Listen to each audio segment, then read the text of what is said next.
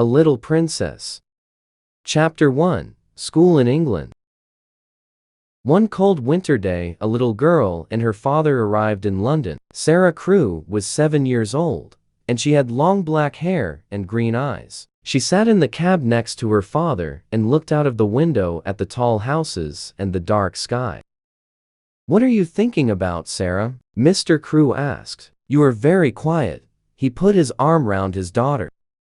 "What are you thinking about, Sarah?" Mr. Crewe asked. "I'm thinking about our house in India," said Sarah, "and the hot sun and the blue sky. I don't think I like England very much, father." "Yes, it's very different from India," her father said. "But you must go to school in London, and I must go back to India and work." "Yes, father, I know," said Sarah, "but I want to be with you. Please come to school with me. I can help you with your lessons." Mr. Crewe smiled, but he was not happy. He loved his little Sarah very much, and he did not want to be without her. Sarah's mother was dead, and Sarah was his only child. Father and daughter were very good friends.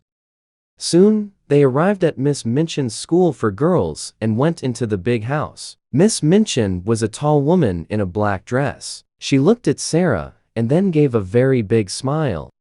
"What a beautiful child," she said to Mr. Crewe. Sarah stood quietly and watched Miss Minchin. "Why does she say that?" she thought. "I am not beautiful, so why does she say it?" Sarah was not beautiful, but her father was rich, and Miss Minchin liked girls with rich fathers, because it was good for the school and good for Miss Minchin too. "Sarah is a good girl," Mr. Crewe said to Miss Minchin. "Her mother was French, so she speaks French well. She loves books, and she reads all the time, but she must play with the other girls and make new friends too." Miss Minchin was a tall woman in a black dress. "Of course," said Miss Minchin. She smiled again. "Sarah is going to be very happy here, Mr. Crewe." Mr. Crewe stayed in London for a week. He and Sarah went to the shops, and he bought many beautiful, expensive dresses for his daughter. He bought books and flowers for her room, and a big doll with beautiful dresses, too. Miss Minchin smiled, but she said to her sister Amelia, "All that money on dresses for a child of 7. She looks like a little princess, not a schoolgirl." Mr. Crewe bought many expensive dresses for his daughter. When Mr. Crewe left London, he was very sad. Sarah was very sad too, but she did not cry. She sat in her room and thought about her father on the ship back to India. "Father wants me to be happy," she said to her new doll. "I love him very much, and I want to be a good daughter, so I must be happy." It was a very big and very beautiful doll, but of course, it could not answer. Sarah soon made new friends in the school. Some little rich girls are not very nice children. They think they are important because they have money and lots of expensive things. But Sarah was different. She liked beautiful dresses and dolls, but she was more interested in people and books and telling stories. The stories were all about kings and queens and princesses. She was very good at telling stories. She was a C1 ever child, and the other girls loved to listen to her. The stories were all about kings and queens and princesses and wonderful countries across the sea. "How do you think of all those things?" asked her best friend, Ermengarde. "I have all these pictures in my head," said Sarah, "so it's easy to tell stories about them." Poor Ermengarde was not 11. She could never remember any of her school lessons, and Miss Minchin was always angry with her. Sarah often helped Ermengarde with her lessons. "Listen, Ermi," she said. "You remember that French king, Louis XVI? Well, this is a story about him. One day in 1792. And so Ermengarde learnt her lessons through Sarah's stories, and she loved her friend very much. But not everybody was Sarah's friend. Lavinia was an older girl. Before Sarah came, Lavinia was the richest and the most important girl in the school. But Sarah's father was richer than Lavinia's father. So now, Sarah was more important than Lavinia, and Lavinia did not like that. "Oh, Sarah is so clever," Lavinia often said. "Sarah is so good at French. Her dresses are so beautiful, and she can sing so well, and she is so rich. Of course, Miss Minchin likes her best." Sarah did not answer when Lavinia said these things. Sometimes, it was not easy, but Sarah was a kind, friendly girl, and she did not like to be angry with anyone. Chapter 2. The Diamond Mines. And so 3 years went by. Sarah's father wrote to her often, and Sarah wrote loving little letters back to him. One day, very exciting letter arrived. Everybody in the school talked about it for days.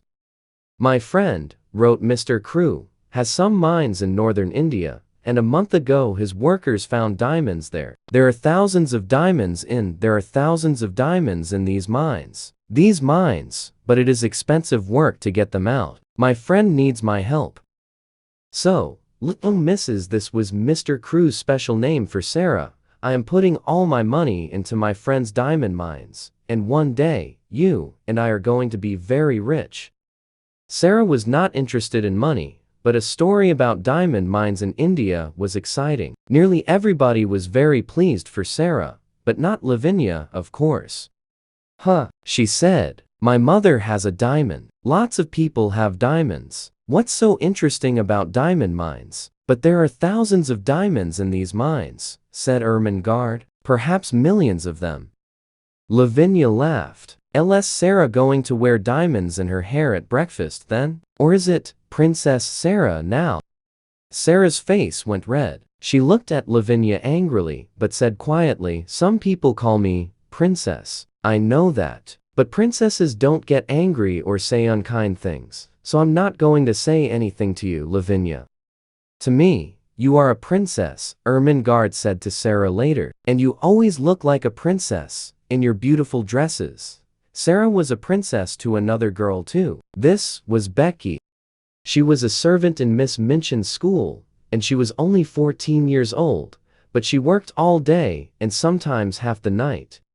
She carried things upstairs and downstairs, she cleaned the floors, she made the fires, and she was always tired and hungry and dirty. She and Sarah had very different lives.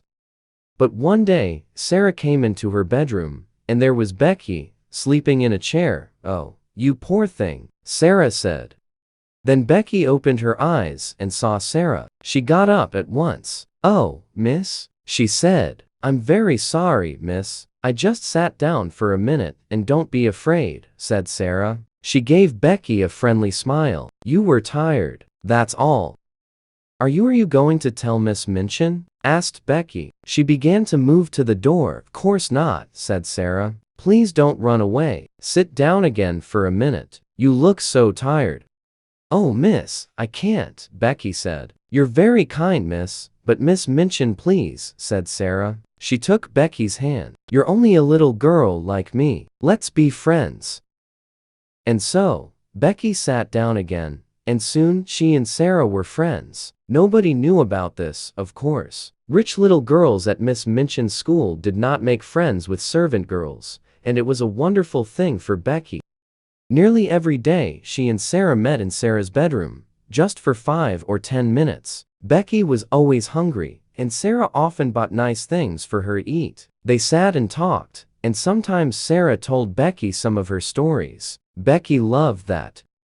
"Oh, miss," she said, "you tell them so beautifully. Sometimes I like your stories better than things to eat." And after those visits to Sarah's room, Becky always felt better, not so tired, and not so hungry.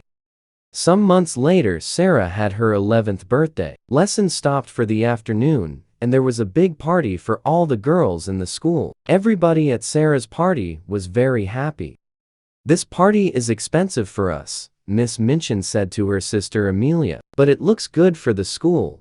That afternoon, there was a visitor to the school, Miss Minchin's lawyer. He went with Miss Minchin into her office, and they closed the door. In the schoolroom next door, there was a lot of noise from Sarah's party. Everybody in there was very happy.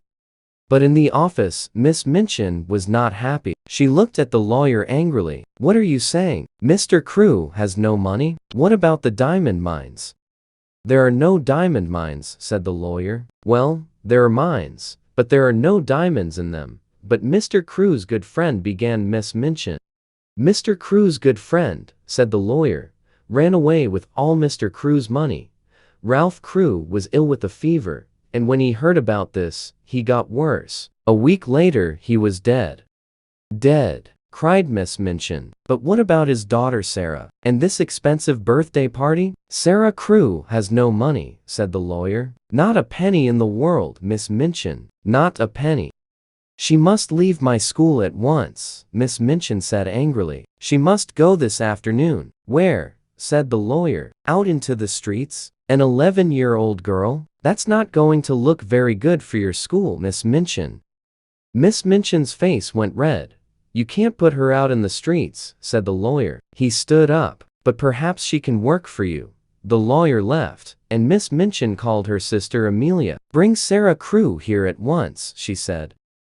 2 minutes later Sarah, in her beautiful blue party dress, stood in front of Miss Minchin. Have you a black dress, Sarah? Miss Minchin said coldly. Yes, Miss Minchin, said Sarah. But it's very small. She must leave my school at once, Miss Minchin said. Go and put it on at once, said Miss Minchin. Your father is dead. There were no diamond mines, and your father's friend ran away with all his money. You have nothing, not a penny, but I am going to be very kind to you. You can stay in my house, but now, you must be a servant and work for your bread. You can sleep in a servant's room upstairs, next to Becky's room. Chapter 3. The New Servant Girl. That evening, in the little attic room, Sarah sat on the bed in her old black dress. She did not cry, but her face was white, and she did not move or speak for hours.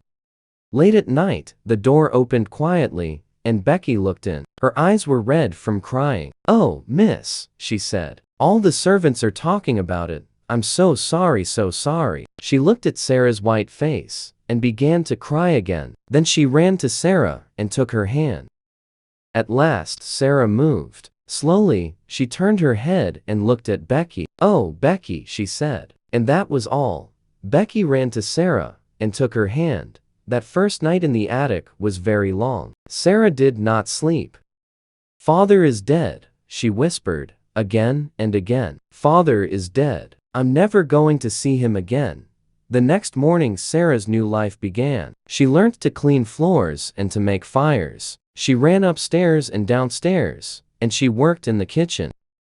Run down to the shops and get me some apples. The cook was a big woman with a red, angry face. So, she said, the little rich girl with the diamond mines is now a servant, eh? She looked at Sarah. Now, I'm making apple pies this morning. Run down to the shops and get me some apples.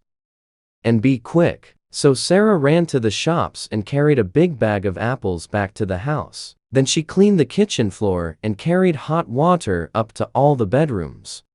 She worked every day, from early in the morning to late at night. She helped in the school too. You speak French well, Miss Minchin said to her coldly. So, you can teach French to the younger children. But you're only a servant. Don't forget that.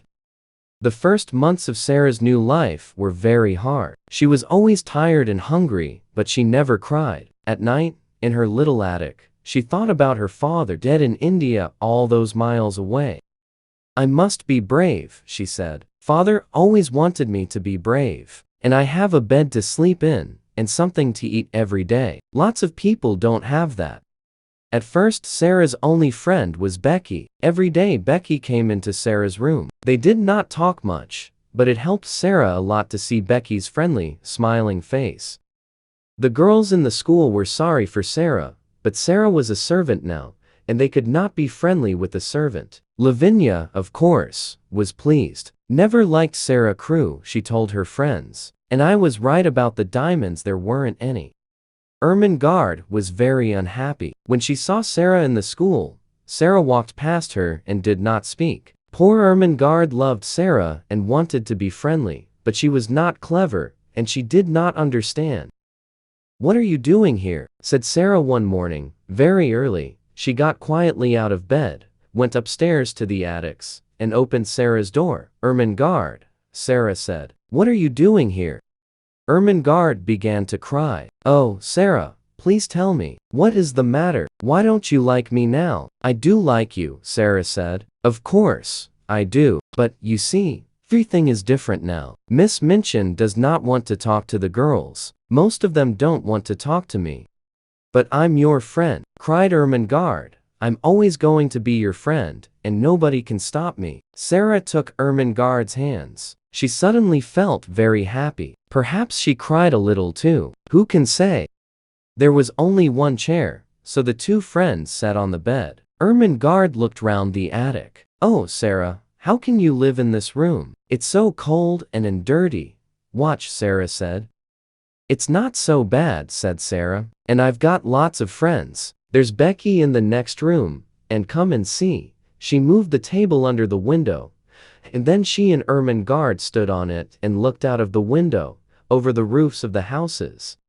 In her pocket, Sarah had some small pieces of bread. She put her hand out of the window, with the bread on it. Watch, she said. After a minute, a little brown bird flew down to Sarah's hand, and began to eat the bread. Then a second bird came, and a third, and a fourth. Well, miss, you know the Carmichael family across the street? Becky said. I'm friendly with their kitchen girl, and she told me. Mr. Carmichael is the Indian gentleman's lawyer, so they know all about him.